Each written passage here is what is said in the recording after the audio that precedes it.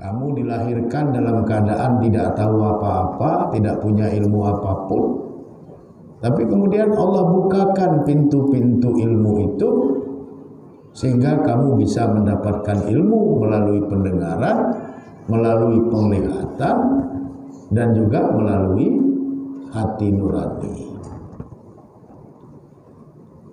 Sehingga kalau kita hayati apa yang dikatakan oleh Imam Syafi'i tadi, itu betul-betul intisari dari surat An-Nahl ayat 78. Ta'allam, belajarlah. Belajar ilmu tentang syariat, ilmu tentang bagaimana bisa menjalankan agama Allah itu dengan baik dan benar. Karena kalau kita tidak mempelajarinya, maka bisa-bisa apa yang kita amalkan itu tidak sesuai dengan apa yang Allah dan Rasulnya ajarkan. Sehingga diperlukan belajar dan terus belajar. Sampai kapan? Ilal lahdi, sampai masuk ke liang lahat. Di dalam hadis yang diriwayatkan oleh Imam Muslim dan Imam Ibnu Majah dari sahabat Anas bin Malik, Nabi menegaskan, talabul ilmi faridatun ala kulli muslimin. Talabul ilmi, menuntut ilmu itu, mencari ilmu itu, faridatun, merupakan kewajiban ala kulli muslimin, atas setiap orang Islam. Dan mencari ilmu di dalam ajaran Islam itu wajibnya wajib ain, bukan wajib kifayah. Artinya setiap orang Islam berkewajiban mencari ilmu. Tidak bisa dalam hal mencari ilmu itu diwakilkan. Karena apa? Karena ilmu yang dia pelajari dalam persoalan agama itu akan dimanfaatkan untuk dia bisa beribadah kepada Allah. Kalau dia tidak punya ilmunya, bagaimana dia mau beribadah kepada Allah? Bagaimana dia mau sholat kalau rukun dan syarat sholat saja dia tidak tahu? Bagaimana dia mau menunaikan zakat kalau syarat-syarat menunaikan zakat itu dia tidak tahu?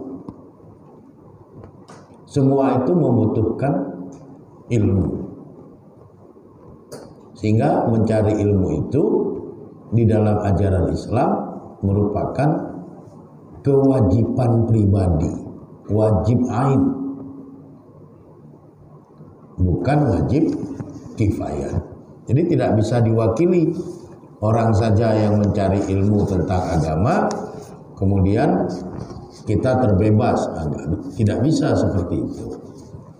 Masing-masing kita terkena kewajiban dalam mencari ilmu.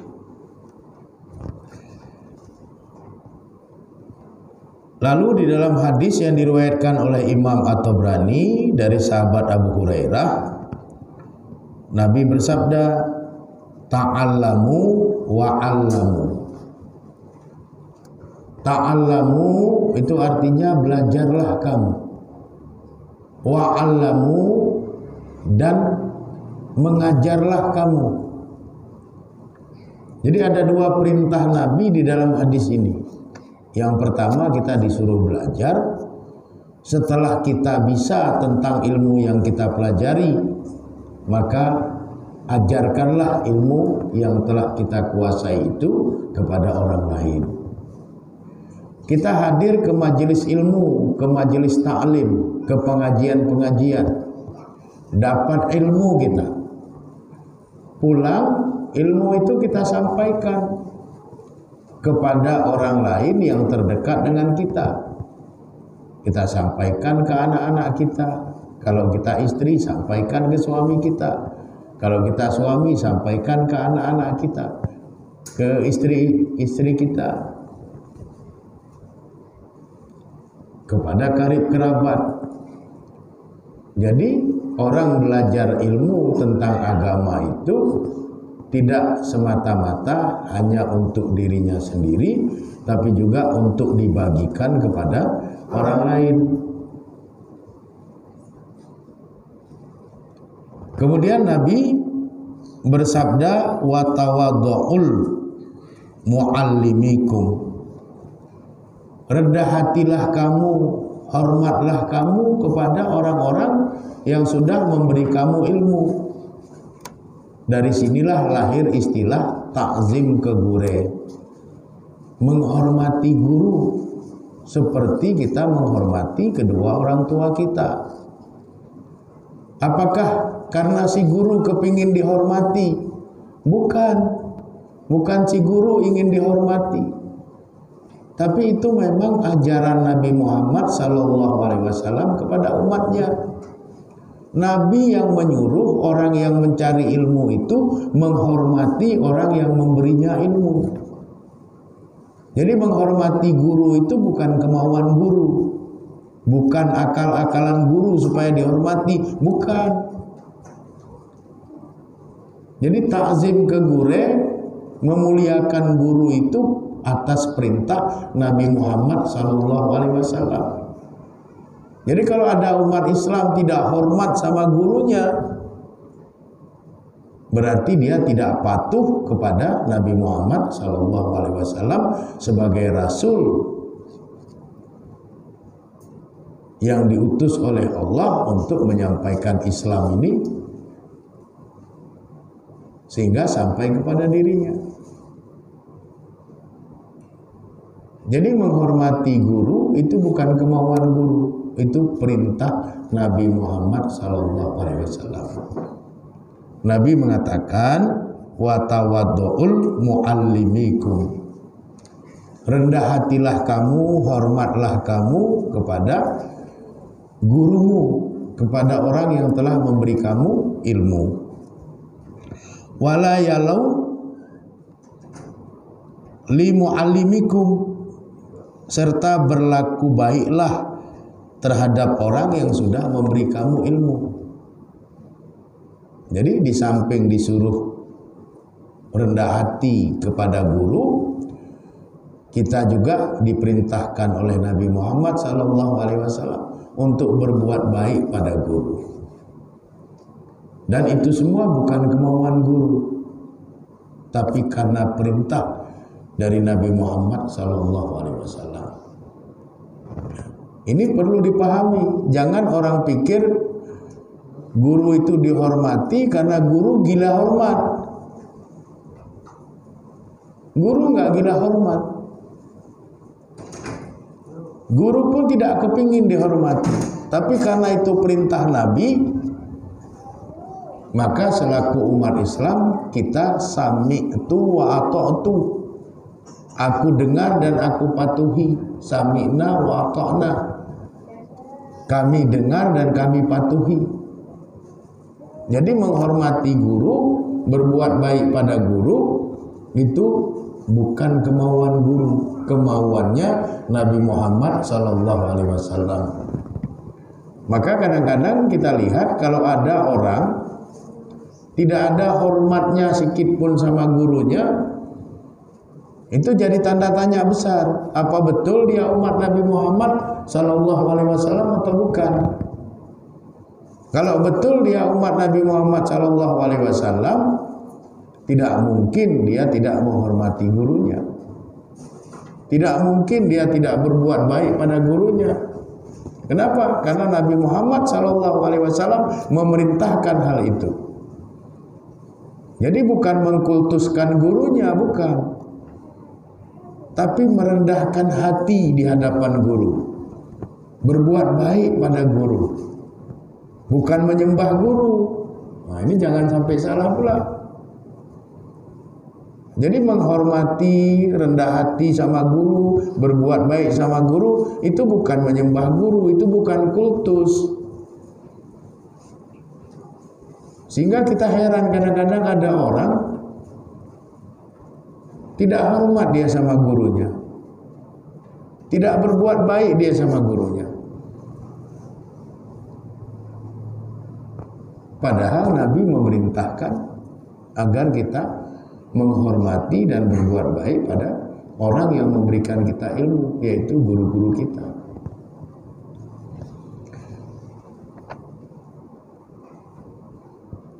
Kenapa kita disuruh bersungguh-sungguh dalam mempelajari ilmu agama ini? Di dalam hadis riwayat Imam Muslim dari Abu Hurairah, Nabi menjelaskan, man salaka thoriqan, siapapun yang menempuh jalan, yaltamasu fihi alman, yang diniatkan di dalam perjalanan itu untuk mendapatkan ilmu, sahalallahu lahu, maka Allah akan memudahkan baginya, bihi, dengan perjalanannya mencari ilmu itu, thariqan ilal jannah, jalan menuju ke surga. Jadi kita hadir ke majelis-majelis ilmu dari rumah, menyempatkan diri, melangkahkan kaki dengan ikhlas karena Allah, untuk mencari ridha Allah, dalam rangka menambah ilmu kita atau memperdalam ilmu kita, maka itu sama dengan kita mempermudah diri kita untuk menuju ke dalam surga.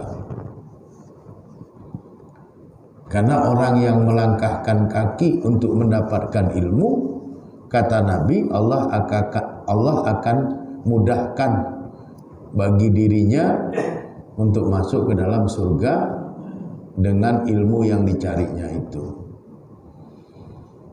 Sehingga kita harus semangat, harus bersungguh-sungguh, jangan bermalas-malasan hadir ke majelis-majelis ilmu.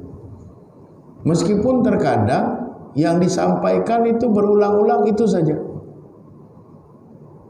Karena kadang-kadang ada ilmu yang memang harus aplikatif. Tidak cukup sekali disampaikan. Kiai Haji Ahmad Dahlan itu mengulas surat Al-Ma'un itu berulang-ulang. Sampai murid-muridnya itu tanya, Pak Kiai, apa tidak ada bahan pengajian lain? Apa enggak ada ilmu lain? Kok yang dibahas cuman surat Al-Ma'un saja berulang-ulang? Dijawab oleh Kiai Ahmad Dahlan,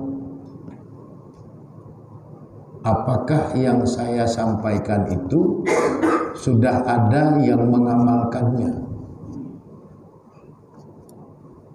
Siapa yang sudah menyantuni anak yatim? Siapa yang sudah memberi makan orang-orang miskin?